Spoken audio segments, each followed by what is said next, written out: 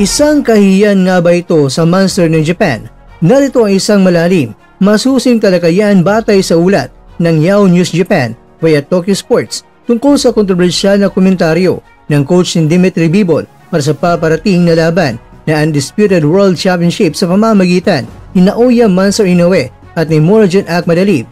Ang pag-alinlangan mula sa world-class coach. Noong July 27, 2025, lumabas ang ulat sa Tokyo Sports via Yahoo News Japan na si Gennady Mashanov, isang prestiyosong coach na namumuno sa training ng 3-belt Unified Light Heavyweight Champion na si Dmitry Bivol. Siya ay nagbigay ng matinding puna kay Naoya Inoue. Ayon kay Mashanov, si Inoue ay isang espesyal na kaso dahil sa kanyang obserbasyon, karaniwan ay nakikipagbuno o nakikipagbakbakan lamang siya halos sa loob ng Japan at hindi madalas lumaban sa labas ng bansa. Dagdag pa niya, ang mga desisyon ng referee o mga hurado ay maaring lubang makaapekto sa resulta ng laban, isang insinuation na posibleng bias o home country advantage. Ang pahayag na ito mga kwento ay pumukaw ng malawak na diskurso, matapat ba ang pagdesisyon sa laban?